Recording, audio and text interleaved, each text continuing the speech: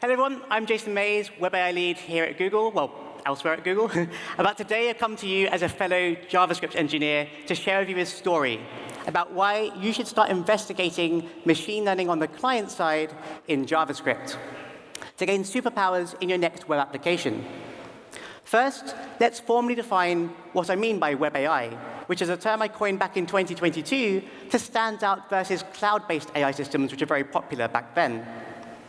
Web AI is the art of using machine learning models client-side in the web browser, running on your own device's processor or graphics card, using JavaScript and surrounding web technologies like WebAssembly and WebGPU for acceleration. This is different from cloud AI, whereby the model would be executing on the server side and be accessed via some sort of API instead, which means you need an active internet connection to talk to that API at all times to provide the advanced capabilities provided. As web developers and designers, we have the privilege of working across industries when we work with our customers. And in a similar manner, artificial intelligence is likely to be leveraged by all of those industries in the future to make them more efficient than ever before. In fact, in a few years' time, customers will expect AI features in their next product to keep up with everyone else who's already doing it. So now is a perfect time to upskill in this area, as you can get unique benefits when doing this on-device in JavaScript. And what are those? Well, first up is privacy, as no data from things like the camera or the microphone, or even text for that matter, needs to be sent to the server for classification, which protects the user's personal data. And a great example of this is shown here by Include Health, who use browser-based pose estimation models to perform remote physiotherapy without sending any imagery to the cloud. Instead, only the resulting range of motion and the statistics from the session are sent, allowing the patient to perform the checkup from the comfort of their own house. You also have the ability to run offline on the device itself, so you can even perform tasks in areas of low or no connectivity at all after the page load. Now, you might be wondering, why would a web app need to do all that stuff offline? Well, in this great example by Hugo Zanini, he performs a product placement verification task using a web app in supermarkets for a retail customer he was working with. And we all know how bad the Wi-Fi connections are in supermarkets. So he leveraged TensorFlow.js to run his custom object detection model right in the browser that can work entirely offline and then syncs the data back when he's got connectivity later on. Next is low latency, which can enable you to run many models in real time, as you don't have to wait for the data to be sent to the cloud and then get an answer back again. As such, our body, pose, and segmentation models, for example, can run over 120 frames per second on a mid-range GPU's laptop, with great accuracy, as you can see on this slide. You've also got lower cost, as you don't need to hire and keep running expensive cloud-based GPUs 24/7, which means you can now run generative AI directly in the browser, like this large language model on the left-hand side, without breaking the bank. And we're seeing production-ready web apps benefit from significant cost savings too, like the example shown for advanced video conferencing features like background blurring shown on the right. And even better, you can offer a frictionless experience for your end users, as no install is required to run a web page. Just go to a link and it works. In fact, Adobe did exactly that here with Adobe Photoshop Web, enabling anyone, anywhere, to use their favorite creative features on almost any device. When it comes to the object selection tool shown on this slide, embracing client-side machine learning can provide Adobe's users with a better user experience by eliminating that cloud server latency, resulting in faster predictions and a more responsive user experience. And on that note, it also means you can leverage the reach and scale of the web itself that has over 6 billion browser-enabled devices for people capable of viewing your creation.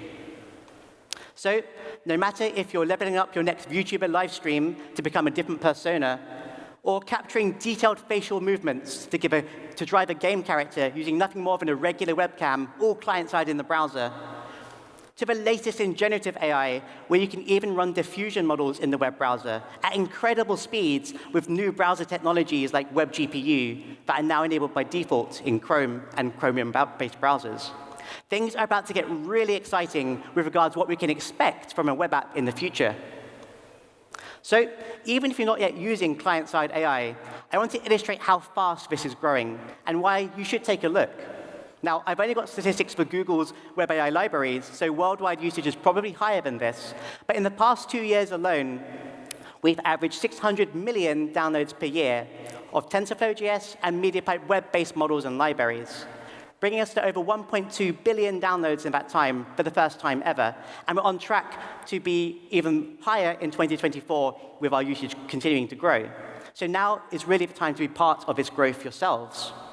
In fact, we've seen this steady growth since 2020 as more and more developers, just like you, have started to use Web AI in production use cases. And speaking of real-world examples, let's take a deeper dive into a typical video conferencing solution. Oh, there goes my notifications. Many of these services provide background blur or background replacement in video calls for privacy. So let's crunch some hypothetical numbers for the value of using client-side AI in a use case like this. First, a webcam typically produces video at 30 frames per second. So assuming the average meeting is about 30 minutes in length, that's 54,000 frames you have to process every single meeting. Now, assuming if you have a popular service, you might have 1 million meetings per day, that means 54 billion segmentations every single day. Now, even if we assume a really ultra-low cost of just 0.0001 cents per segmentation, that would still be $5.4 million a day that you'd have to spend on the cloud, which is around $2 billion a year just for those GPU costs. By performing the background blurring on the client side via Web AI, that cost can go away. And don't forget, you can even port other models too, like background noise removal, to further improve the meeting experience for your users while further reducing the costs of that production. So what type of AI models actually exist out there that you can run in the browser today? Clearly, not everyone here is going to be running video conferencing apps. So there are thousands of models out there, and many of these can be used in just a few lines of JavaScript. And many new models are coming out every single month from the wider Web AI community. So I can't cover all of these in the talk, but let's go through a few popular ones and think about how you can apply these to your industries that you're working in currently. First up, we've got object recognition. This allows you to understand where in the image the object is located, but also how many exist, which is much more powerful than image recognition alone, which will tell you something exists, but not where or how many. If you could use a model like this, you could create something like a pet camera very easily that could notify you when your dog's been naughty eating the treats when you're out of the house. I made this example in about 1 day of coding using off-the-shelf models that are capable of recognizing 90 common objects like dogs and treat bowls and stuff like that. And as you can see, it works pretty well. The dog in this video is caught red-handed as he tries to steal the bowl of food when I leave the situation. You can then send yourself an alert using irregular web technologies to alert you on all your devices, and all of this is done without having to stream that video 24/7 to some cloud server to interpret. Instead, you just send the clip when the dog intersects the bowl in that moment. Or what about text toxicity detection? Here, you can pass a sentence to the model, and it will classify if it's toxic or not, and can even figure out what type of toxic it might be, maybe an insult or a threat, for example. Something like this could be used to pre-filter comments in a web chat or commenting system on your website, automatically holding potentially toxic comments for review by a moderator. We can even extract 3D data from 2D images with this selfie depth estimation model. You can pass it a portrait image as an input, and it will predict for every pixel in that image how far away it thinks it is, allowing you to understand the 3D makeup of someone's upper body. Now, if you can do that, you can do some really cool things like imagery lighting, as you see here. Here, I can cast the light rays around my body for a more realistic effect than was possible before, which can be great for augmented reality or lighting effects on images, as shown in this example. Next, we've got the face mesh model. This is just 3 megabytes in size and can recognize 468 facial landmarks on the human face. As you can see, it's running well over 130 frames per second on my laptop at home. And we're seeing companies like Modiface, who's part of L'Oreal, use this technology in real production web apps. Now, the thing to note here is that the lady on the right-hand side is not wearing any lipstick. Instead, they're using our face mesh model combined with WebGL shaders to color in the lips in real time based on the color swatch she's chosen at the bottom of that web app. Really amazing stuff. We've also got models to track your hands that can track in 2D and 3D. And again, at over 120 frames per second on a mid-range laptop with a dedicated graphics card. A model like this could be used for gesture recognition or even touchless interfaces for human-computer interaction. And with a bit of extra training, you could even do simple sign language detection if you wanted to. Pretty handy. Now, thank you. Continuing on the human body theme, you can also detect 2D and 3D estimated pose for 33 key points at over 150 frames per second, again on a machine with a dedicated graphics card. This model has three forms, a light, a full, and a heavy version that allows you to select a trade-off between accuracy and speed depending on your needs. Or what about building on body segmentation? A model like this can allow you to differentiate the human body from the background of the scene. Now, if you can do that, you could blur the body for privacy like we do in Street View, or maybe you could apply effects to the background instead to give some stylistic effect. The choice is yours. There's also specialized versions of this model that focus on the upper body, as you can see here, which is better suited for video call situations. Next up, you can even bring large language models to the client side. This MediaPipe LLM Task API allows you to choose from 4 popular models depending on your needs and use case, and they can run really, really fast, several times faster than the average human can read. Oh, I think I skipped one. No, I didn't? OK, yeah. So you might be wondering at this point, how hard is that to actually use? Well, it's actually pretty straightforward. It fits on a single slide, so just walk you through this code. First, you import the MediaPipe LLM Inference API, as you can see here. Next, you define where your large language model is hosted. You would have downloaded this from one of the slides on the previous, one of the links on the previous slides. We just download the model and host it on your own CDN. Now you can define a new asynchronous function that will actually load and use the model. Inside this, you can specify your file set URL that defines the MediaPipe runtime to use. And this is using the default one that they provide and host for you, which is safe for you to use too. However, if you want to, you could download this file and host it on your own server for your own privacy reasons if you prefer. Now, you can use the file set URL from the prior line to initialize MediaPipe's file set resolver to actually download and use the runtime for this generative AI task you're about to perform. And next, you load the model by calling llmtask.createFromModelPath, to which you pass the file set and model URL you defined above. As the model is a large file, you must await for that to finish loading, after which it will return the loaded model, which you can then assign to a variable called LLM. Now that you've got the model loaded, you can use it to generate a response, given some input text as shown on this slide, which you store in a variable called answer. And with that, you can now log the answer, display it on screen, or do something useful with it as you desire. And that's pretty much it. Now just call the function above to kick off the loading process and await for the results to be printed.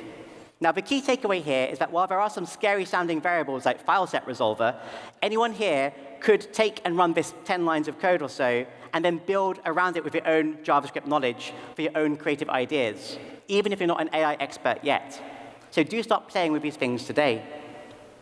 Now, you can imagine turning something like this into a browser extension, whereby you could highlight any text on a web page, right-click, and convert a lengthy blog post in a suitable form for social media, or maybe define some word you don't understand, all in just a few clicks for anything you come across, instead of going to a third-party website to do so. In fact, I did that right here in this demo, again, made in just a few hours on the weekend, entirely in JavaScript, client-side in the browser. So there's so many ideas waiting to be created here. And we're at the very beginning of a great adventure with much more waiting to be discovered. Oops. There we go. In fact, people are already using these models to do more advanced things, like talking to a PDF document to ask questions about its contents without having to read it all yourself, as shown in this demo by Nico Martin. This is a great time saver, and it's a really neat use of large language models when combined with surrounding RAG techniques to extract sentences that matter from the PDF, and then use those as the context of the LLM to answer from to provide something that actually is meaningful. And again, this is all working locally on your device. OK, so you've got all these AI models that make you feel like a superhero, but how can that actually help you? Well, by selecting the right models for the right situation, you can provide your customers with superpowers themselves when you apply those models to their industries. In fact, at Google, we often need to explore what models to use for a given task. So we created a system called Visual Blocks to do that in a more efficient way. It's a framework I worked on with my team that allows you to go from an AI-powered idea to a working prototype faster than ever before, built around JavaScript web components, so it's super easy to extend by anyone who knows JavaScript. And even better, once you make a building block to do one thing, you can then chain them together with other powerful blocks to bring your idea to life without getting lost in the code. And it's not just us using this. The examples shown on this slide were actually contributed by Hugging Face, who've just been adding new client-side models via transformers.js, and those are now available to explore within Visual Blocks in just a few clicks too, which is great if you're new to the AI space in the browser. You can try them out for yourself at the link shown. Just click their names, and they'll launch in Visual Blocks to use immediately. And here you can see a glimpse into the future, where a research team at Google used a large language model to create a Visual Blocks pipeline for me to solve some problem I had, like creating an augmented reality effect. Just by explaining what I want in plain English, and have it make the start of a prototype for me, all within Visual Blocks, and then I can edit that as I need to polish it up and deliver to a client. Really incredible stuff. Now, let's head on over to see what the web AI community have been up to. These are people just like you, but are already using machine learning in JavaScript in their products and services to give you a taste of what's possible.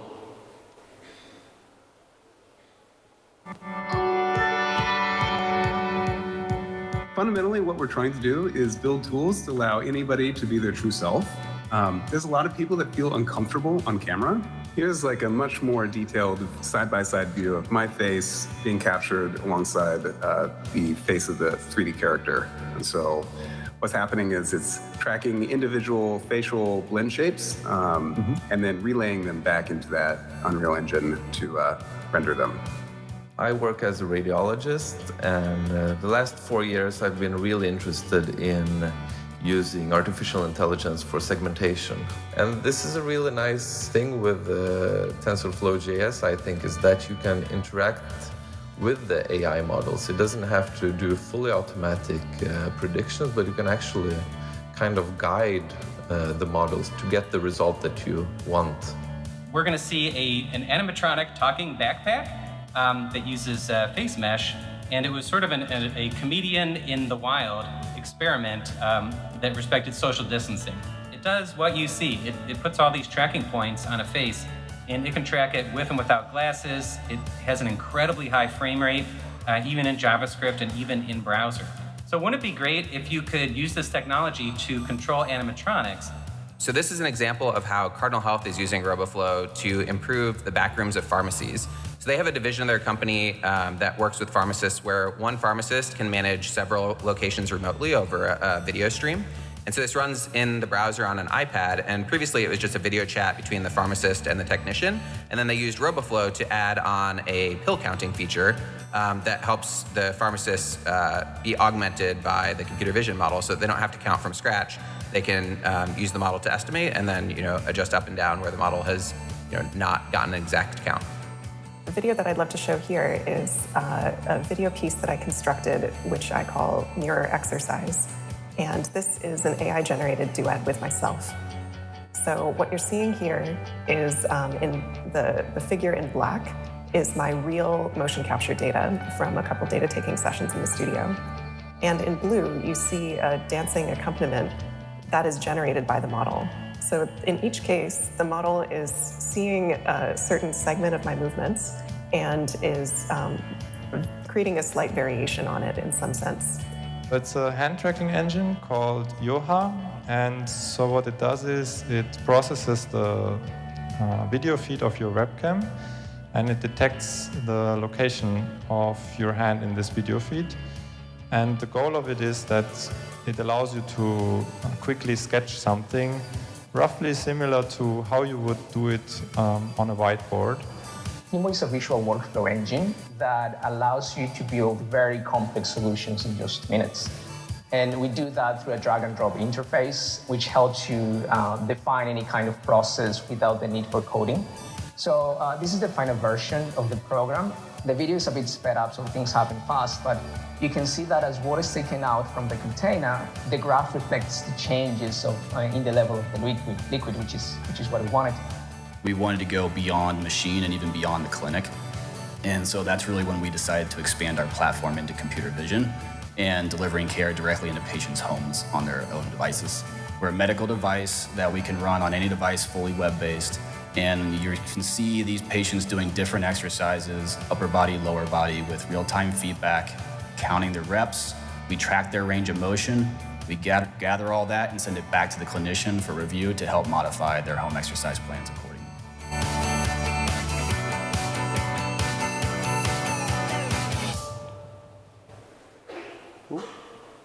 All right, so some really cool examples there, and notice not one of them used Gen AI. So my point is that there are plenty of other AI models out there that are really useful for real business use cases beyond just Gen AI as well, so do keep that in mind. And all of those are running client-side in the browser, even the talking backpack, so you can talk to hardware and other things too. So from browser extensions that supercharge your productivity to features within the web app itself, we're at the start of a new era that can really enhance your web experience, and the time is now to start exploring those ideas. In fact, right now, AI in the browser is in its early stages, but as hardware continues to get better, we shall continue to see more models ported to run in the browser on device, enabling businesses to reimagine what you can actually do on a web page, especially for industry or task-specific situations. Right now, one could envision a hybrid approach, whereby if a client machine is powerful enough, you can download and run the model there, only falling back to cloud AI in times when the device is not able to run the model, which might be true for older devices at this point in time. With time, though, more and more compute will be performed on device, so your return of investment should get better as time goes by when implementing an approach like this.